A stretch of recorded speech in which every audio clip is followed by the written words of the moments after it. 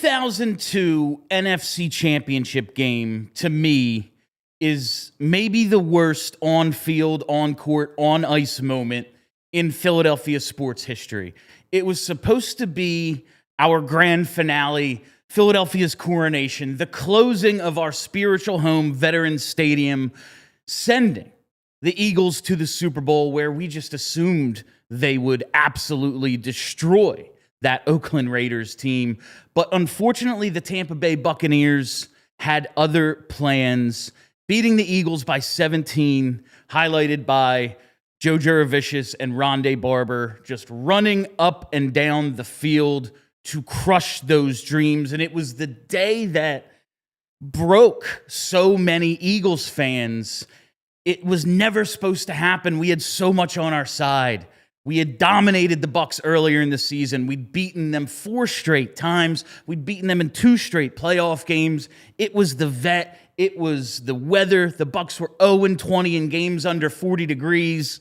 And somehow they come into our place and beat us. And they have been the Eagles' greatest foil of the last 25 years. They opened the link the next season by shutting the Eagles out. 20 years later, they end the careers of Jason Kelce and Fletcher Cox with a non-competitive playoff loss. The very last tush-push of Jason Kelce's career failed. This team, I am openly willing to admit, the Tampa Bay Buccaneers have lived in my head for far too long, rent-free, and I am hoping against hope we can start to push back against that this Sunday.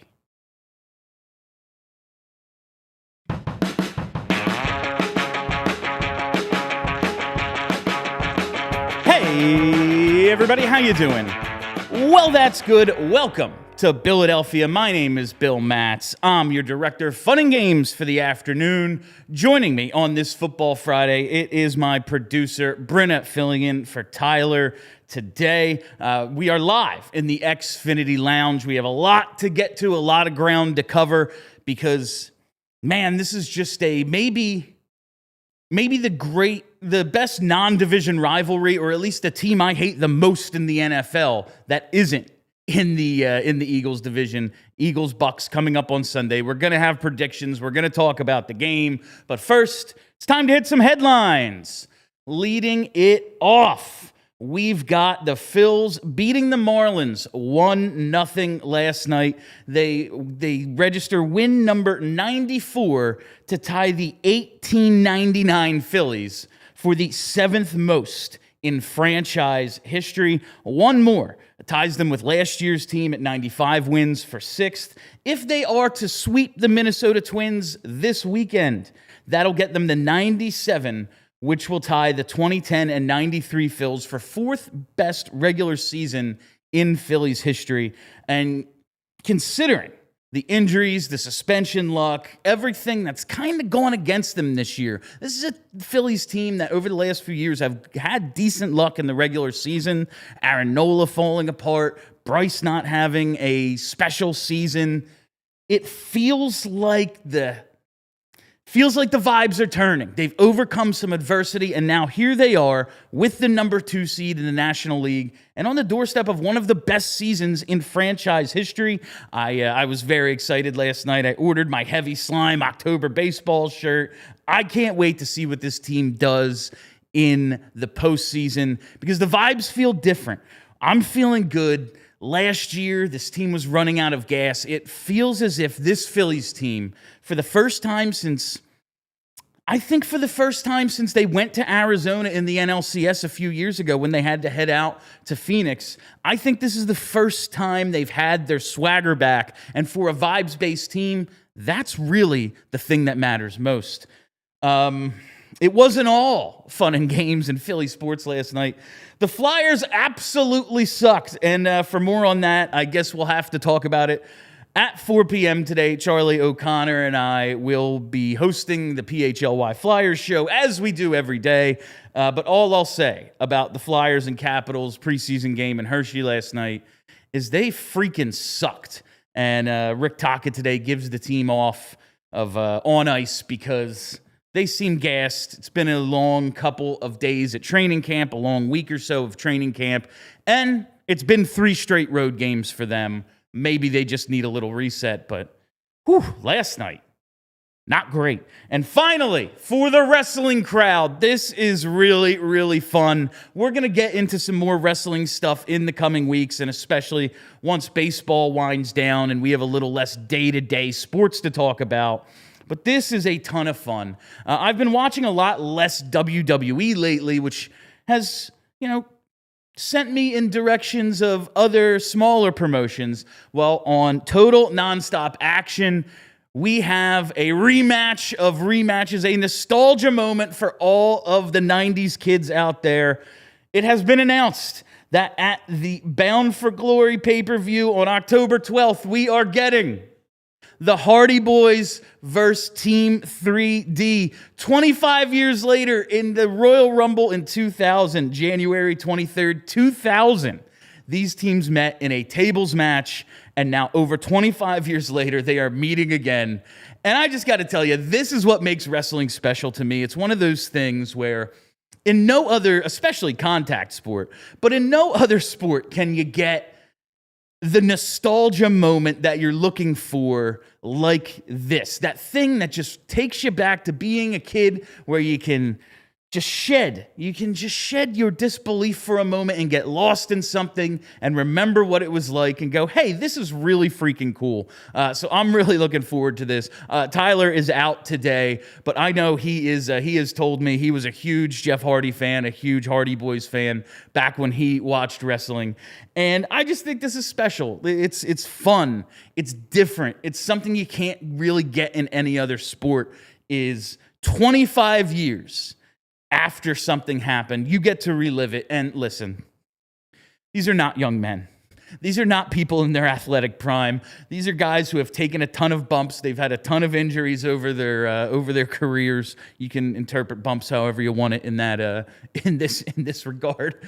But it is really, really cool that you get to kind of relive your childhood with a couple of guys who, for one last time, are going to try to go out and put on a show like they did at the end of the last century and the beginning of this one. I'm really freaking looking forward to this. And as I get more into other promotions and really pick up my wrestling watching, I haven't really watched a ton. We're going to do more and more wrestling on the show. Some guests I have lined up, some guests I'm still trying to get. But this, I just thought, for anyone who grew up around my age watching wrestling in the 90s, early 2000s, it doesn't get a whole lot bigger than the Hardys and the Dudleys. So I wanted to give that a quick shout out before we turn the page to Football Friday. But before we do that, of course, we have to take our very first commercial break. All right, it's time to tell you about the Ford Explorer. It's America's all-time best-selling SUV, and for a very simple reason. It's because it's got a legacy of performance and trust and family values, family fun, family road trips. Whatever you need an SUV for, the Ford Explorer is here for you. They've got the third row seating so you can get up to 7 passengers. And if you've ever taken a road trip, whether it's with your friends or family, you know you need that extra row. It's available in a couple different drivetrains, including rear-wheel drive and intelligent 4-wheel drive. It's got the available 3-liter EcoBoost V6, so you can kick it up to 400 horsepower in that trim. Or why not check out that hybrid model? That's right, a hybrid Ford Explorer offers up to 500 miles of driving range. It's got a great balance of power and economy, and it's got all the tech you're looking for. It's got the digital instrument cluster. It's got Ford Copilot 360. Comes with standard Apple CarPlay and Android Auto. It is built for families and for adventure. It's a true do-it-all SUV. All you got to do to learn more, visit your local Ford store.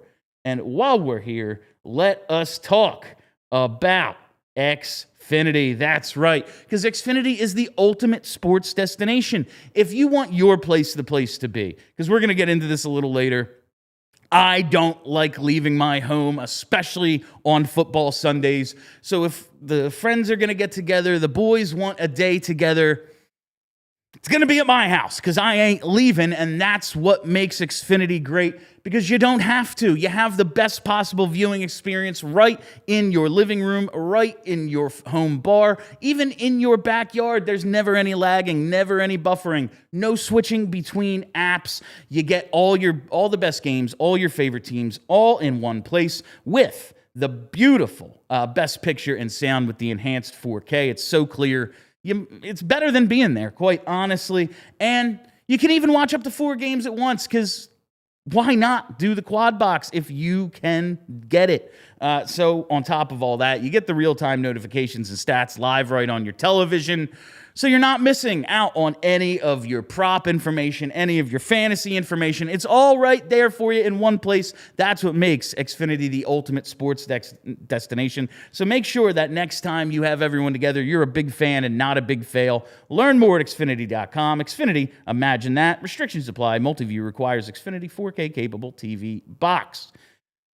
All right, it is Football Friday, and I've spent a lot of time over the last week or so really telling you how much I hate the Buccaneers, and I led it off with, I think the thing for generations of Eagles fans that really crushed us the most was that 0-2 NFC title loss. I think those 2 games back-to-back against the Bucs, the 0-3 opener at the Link, closing the vet in the 0-2 NFC title game, that's like the lowest we have felt as Eagles fans, even through 3-13, 5-11 seasons, coaches getting fired. Those were just crushing times because, man, we thought we had it. We thought we were great. We thought we were the team to beat. And it just really took it out of us. And I'm just sitting at my house last night like, I hate the Bucs as much as I think I hate anything. Again, sports hate. Do I hate the Buccaneers? I said this recently. Do I hate the Buccaneers as much as I hate cancer? No, because that's a ridiculous mentally ill thing to say. But in terms of just general annoyances in the world and sports hate especially, the Bucs are near the top of the list. So I thought we'd do something fun today. I want to talk about the things I hate as much as the Buccaneers. I thought this was a fun way to really get into this because, like I said, man, what was so crushing about that 0-2 loss was the Eagles had won 4 straight against the Bucs from 2000 to 2002. They beat the crap out of them. They ran for, I think Deuce went for 150 yards in the regular season in 0-2 against the Bucs. We had their number. We had their number in Philly. We had their number in the cold. Whatever it was, we owned them. And then the tides really turned that final day at the vet. It's really when I started. I know I've told you about my distaste for Andy Reid, and it began on that day. And ever since the 0-2 NFC title game, the Eagles are 4-9 against the Bucs, going all the way back to that day, and they have lost 5 of 6 matchups over the last decade. Last 10 years, they have lost 5 of 6 to the Buccaneers. They have had the Eagles' number in a way no other team has. You know, Sirianni, he is 57-23 in his career, regular and postseason, all told. 713 winning percentage. But 1-5 against the Bucs, including 0-2 in the playoffs. He's 56-18 against the whole rest of the league, almost a 760 winning percentage. They have owned us, and that kills me. And so there's only, I think, 5 things I hate more than this Buccaneers team. Number 5, Sunday plans. I just said it in the ad read. If the family wants to get together for dinner on a Sunday, if somebody wants to have a birthday party for their kid on a Sunday, especially during football season, count me out. Why can't I rest on the day of rest? Why must you try to take away one of the 2 days off we all have? It is, I think, wildly inconsiderate to ever even suggest plans on a Sunday, especially during football season. It drives me insane. I never want to leave my home on a Sunday. Perhaps I might invite you over for the games, but otherwise, assume my phone is on Do Not Disturb for a very good reason. Sunday plans come in at number 5. Leave me be. Sundays, 1 day a week, I want to be left alone. especially if the Eagles are playing. That's how I like to watch them, by myself, yelling at the television. It's really a wonderful time. Number 4, ticket fees. Tyler and I were talking about this earlier. He and I are both into, listen, I like my big stage acts. You all know I freaking love Green Day. I have seen Bruce countless times. Those tickets are expensive enough already, and then you see the fee at the end. It's just like, we're going to rip you off a little more, too. If you've seen the thing going around, I think it was like row 2 WrestleMania tickets in Vegas for this upcoming Mania in March or April. $60,000 all told for a couple of tickets, including a $14,000 fee. The computer is doing the same amount of work whether you buy a $25 ticket or a $50,000 ticket. How in the hell is there a $14,000 fee? And it's not just the big providers. It's not just Ticketmaster, Live Nation. You see this with smaller acts. I am a big fan of a lot of smaller acts. Ezra Furman against me. These are the Laura Jane Grace acts I never freaking miss when they come to town. And you just see a couple bucks added on to the end. And it's like, if you've added $4 to the ticket price and didn't tell me it was a convenience fee, I'd probably be less annoyed. But the fact that you're saying, hey man, for this online order that costs us nothing, it costs nothing to do. It's a completely automated system that we built decades ago. Yeah, we got to charge you a couple extra bucks because screw you. What are you going to do? Not see this show you want to see? I hate it. I hate it so much. Why? Why does everything have to be so expensive? These sort of fun events are the things that make going to work worth it. Paying your bills, that's a pain in the ass. You have to do it. The fun stuff is what makes it all worth it, and you're just like, yeah, we're screwing you on that too. Come on, man. Number 3, mosquitoes and ticks. All right. I don't want to get into a religious debate of any kind. It's unnecessary. You don't care about my views, and I certainly don't care about yours. Live and let live. But when you tell me there's a plan and a reason for everything, mosquitoes and ticks, why? What purpose do they serve? What is it about mosquitoes and ticks that this world could not go on without? That we just need these things that do nothing but make you itchy, make you sick, and suck your blood. That's what they do. They steal your blood. Why? Like, we need vampires just flying around? I don't get it. I realized we had a joking conversation the other day. Well, really, it was a monologue about why dogs can't talk yet. It's been thousands of years they've been domesticated. We have been speaking to dogs for generations, and yet they can't answer a simple yes or no question. I realize maybe that's a joke, but I cannot come up with a reason why we need ticks and mosquitoes in this world. And if you're telling me it's to feed bats, why do we need bats? Bats are pretty cool, actually. Bats are kind of cool. But I'm just saying, if that's their only, it's the food chain, come on. Come on. Why do they need my blood? Why? Number 2, shirts with tags. It is 2025. It's freaking 2025. Zero people want a tag in their shirt. There might be people who are unbothered. There might be people who are like, yeah, I don't care. But if given the choice, if shown the exact same shirt, one with a tag and one without, I am positive 100% of people would choose a shirt without a tag. I have these 2 Nike shirts that I really like. One is a Kyle Schwarber jersey, got a couple of years ago. I cannot wear it.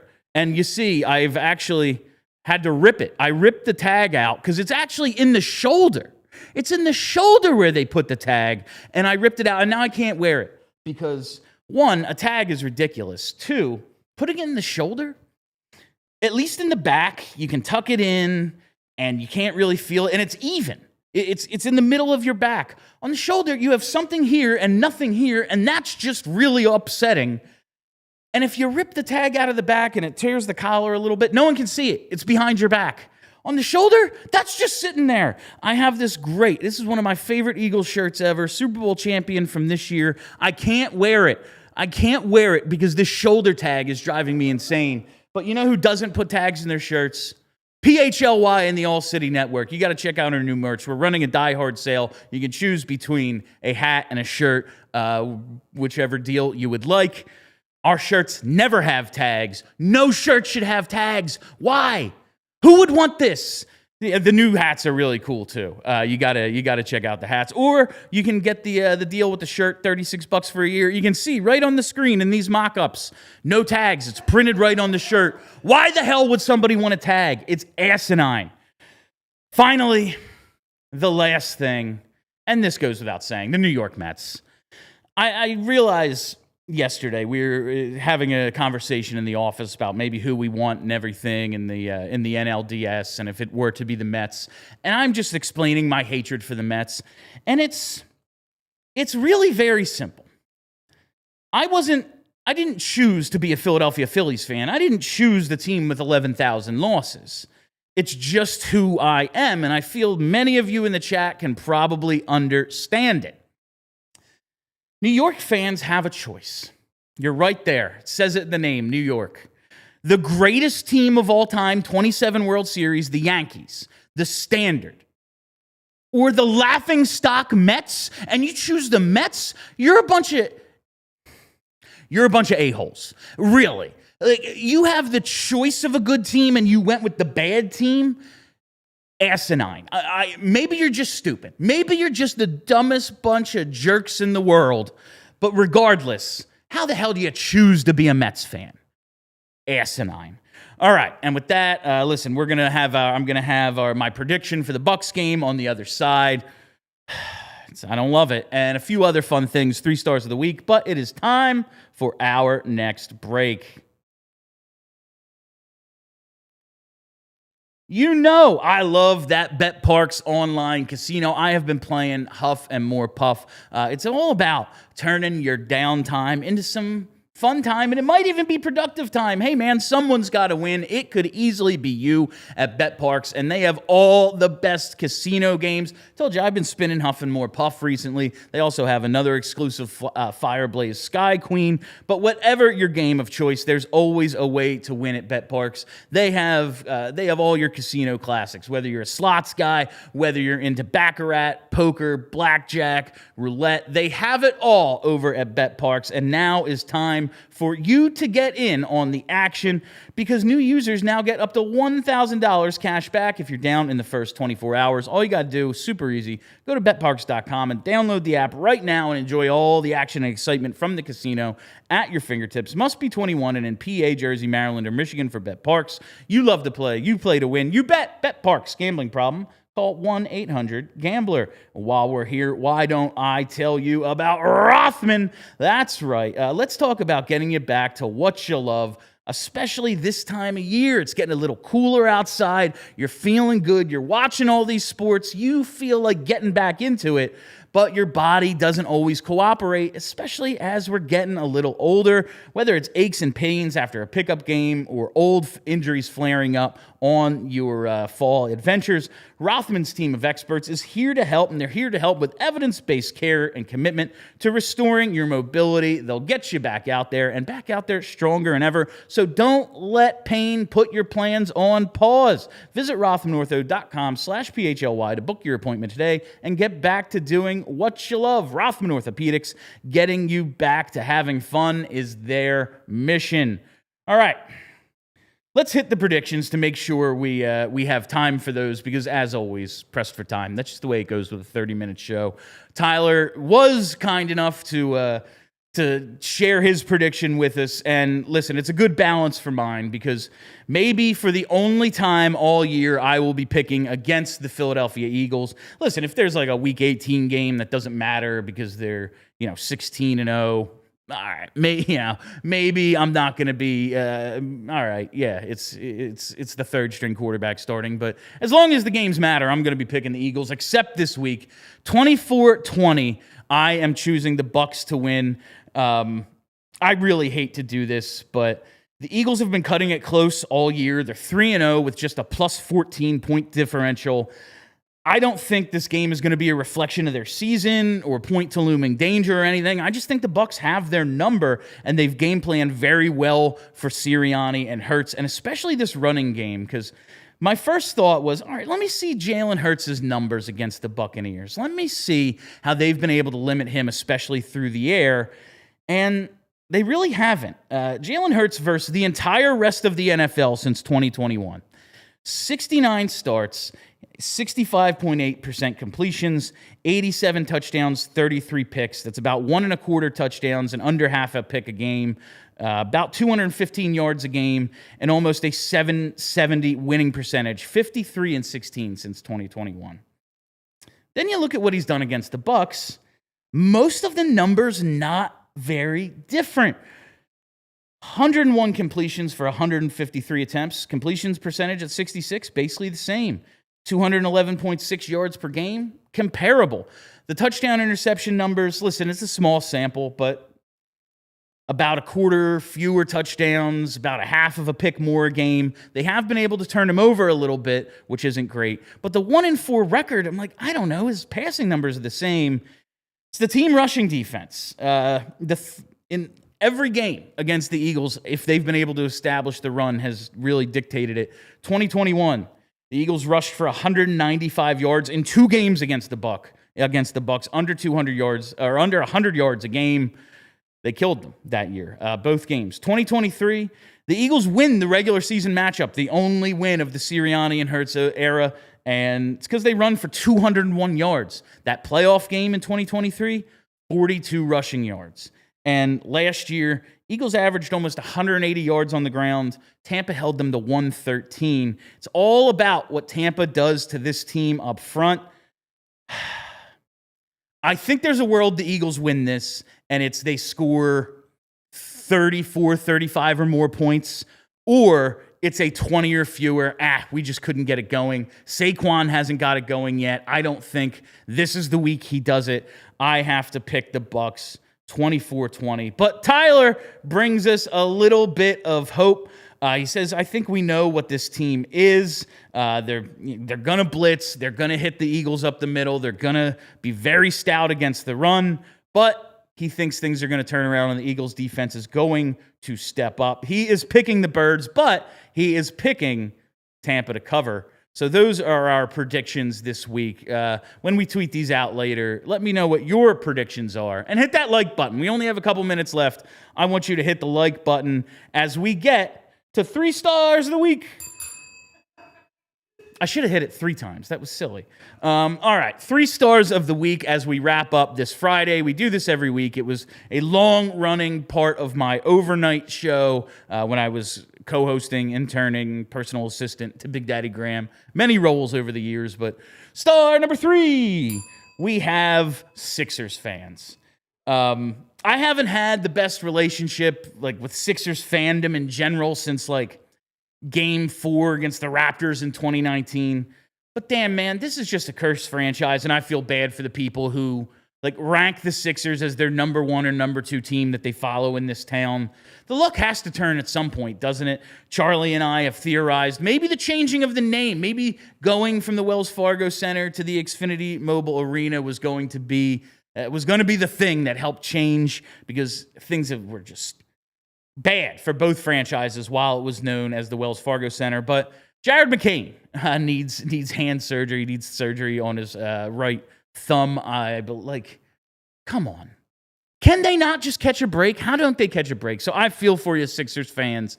I love the passion. I love that you've stuck it out with this team. And I'm giving you a star, just damn, dude, it's just always bad for the Sixers. Number 2, only murders in the building. Season 5, about half of it. I think the first 5 episodes are up on Hulu, and I've caught them and really enjoyed it. I thought season 4 kind of sucked. And I'm a fan of the show. I really do. I really do like Only Murders. But I just thought season 4 didn't really hit for me. And once you get to 4 or 5 of a comedy, things can start to get repetitive. It's okay. Are we just kind of doing the same thing? Is it formulaic? First half of season 5 so far has been a huge turnaround. Highly recommend. If you fell off in season 4 because you're come back for season 5. I think you will be. I think you'll be impressed. I think you'll get back on board. And finally, star number 1 of this week. I have to play this clip of Mike Florio because it's in the running for dumbest thing I've ever heard in my entire life, Bryn.